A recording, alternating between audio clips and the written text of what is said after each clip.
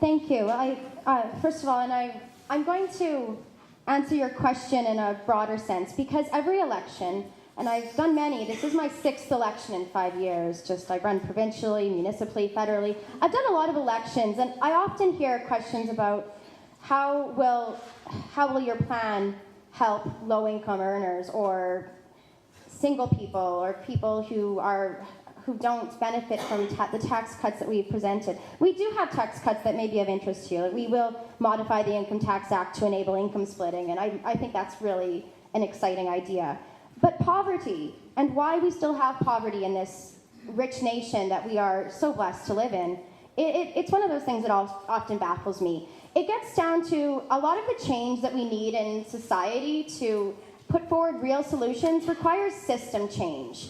Judy Rebick said it best. We don't need climate change, we need system change. And we do.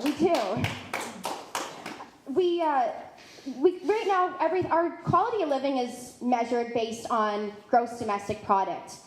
In Saskatchewan, our GDP has been growing despite the rest of the world that's been suffering from a recession. But as our GDP has been growing, even despite that, the food bank usage in our province has been growing too. GDP is no longer, and perhaps never was, but it certainly isn't in today's society providing a fair estimate of quality of life. It's simply a measurement of how much money has exchanged hands in society. So you see GST tax cuts instead of tax cuts for people that are really struggling. Because at the end of the day, what matters is the GDP, not what people are actually experiencing. If we put in place a genuine progress indicator, a GPI, it's a different it's a different system of accounting which actually uses real criteria, childcare, the environment, the health of our people, how many people are struggling to pay for their groceries. So I think that we need system change, and that is one area I would start, GPI, not GDP.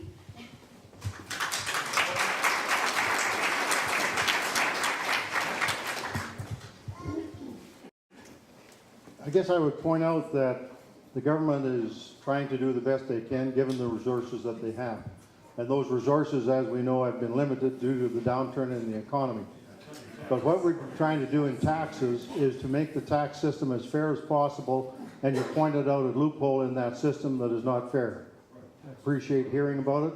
We'll certainly pass that on to our Minister of Finance, and we will try to correct that. Thank you.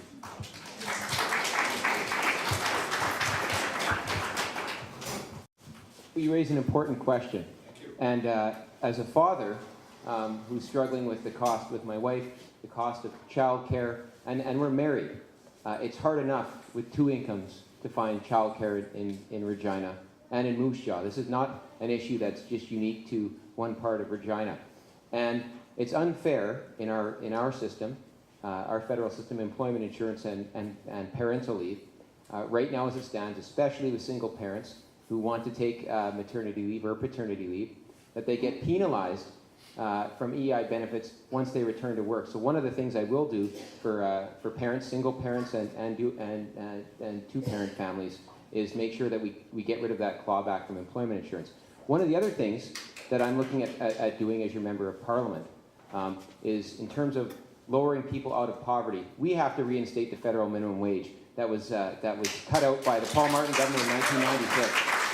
We need to reinstate the minimum wage and the federal minimum wage to make sure there's a bar. And we have to get back to our pledge that was signed in 1990 in the House of Commons to eliminate child poverty in this country. It is absolutely abhorrent that we still have children across this province in all areas, in 2-parent families and in single-parent families that are living in poverty. And one of my commitments to you is to put people first. Mr. Boughen made some references to tax fairness. Well, and tough choices. Well, when you cut $60 billion for the biggest corporations, it does make it harder for you to address the needs of people. And one of the things I'm going to do as a Member of Parliament is address the needs of people like yourself. Thank you. Thank you.